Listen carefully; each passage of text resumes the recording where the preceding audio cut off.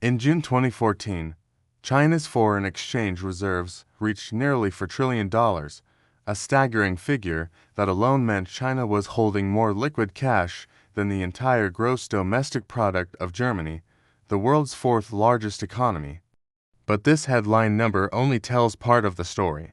What most observers failed to notice was that China did not stop there. According to research by Brad Setzer, a senior fellow at the Council on Foreign Relations, China quietly accumulated an additional $3 trillion in what experts now call shadow reserves, foreign currency holdings concealed across state-owned banks and financial institutions. When these hidden assets are included, China's total deployable financial power rises to roughly $6 trillion, giving it a strategic advantage unlike anything seen in modern history. While Western financial institutions were pushing leverage to dangerous extremes in the years leading up to the 2008 crisis, China was doing the opposite. Lehman Brothers operated at leverage ratios approaching 44-1, and Bear Stearns collapsed with leverage near 36-1. At the same time, China was methodically constructing the largest financial fortress the world had ever known. This was not the result of luck or coincidence. It was a deliberate, long-term strategy, one that had been refined over decades by closely observing every major Western financial crisis and executing a plan that Wall Street never anticipated. To understand how China achieved this, one must go back to July 1944, when 44 nations gathered at the Bretton Woods Conference in New Hampshire to design a new international monetary system. Under this arrangement, global currencies were pegged to the US dollar, and the dollar itself was fixed to gold at $35 per ounce. This system made the United States the central anchor of global finance for nearly 3 decades. However, on August 15, 1971, President Richard Nixon suspended the dollar's convertibility into gold, a move later known as the Nixon Shock. From that moment on, the dollar became a fiat currency backed not by hard assets, but by trust in the U.S. government and confidence in the American economy. This shift created what economists describe as America's exorbitant privilege.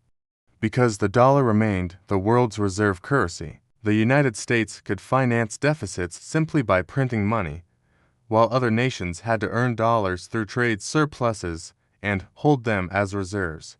This asymmetry shaped global finance for the next half-century. But China studied this system carefully and identified its central vulnerability. Everything depended on continued trust in the dollar and persistent demand for U.S. Treasury bonds. If that trust weakened or credible alternatives emerged, the entire structure could begin to fracture. China's leaders drew critical lessons from the Asian financial crisis of 1997-1998, which devastated countries like Thailand, Indonesia, South Korea, and Malaysia. These nations lacked sufficient foreign exchange reserves when capital suddenly fled their economies, forcing them to accept harsh austerity measures from the International Monetary Fund in exchange for bailouts. At that time, China's reserves were just over $140 billion, but the lesson was unmistakable in the modern financial system. Reserves equal sovereignty. Without massive reserves, nations remain vulnerable to Western financial institutions and their conditions.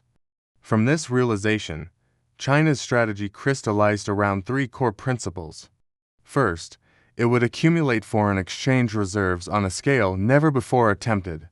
Second, it would diversify and distribute those reserves across institutions and asset classes to avoid political pressure and external vulnerability. Third, it would use these reserves not for consumption, but as strategic tools to build alternative financial infrastructure capable of challenging Western dominance over time.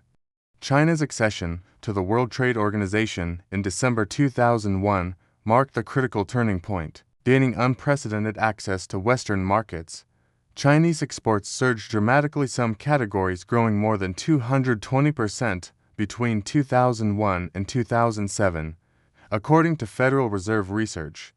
China became the factory of the world.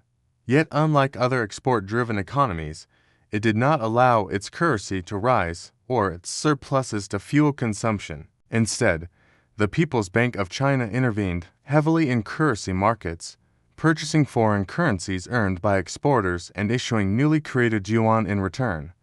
This policy kept the yuan artificially cheap, boosted export competitiveness, and caused China's reserves to explode from $165 billion in 2000 to over $1 trillion by 2006, and nearly $4 trillion by mid-2014. As Western banks embraced complexity, leverage, and short-term profits, China pursued simplicity, patience, and scale.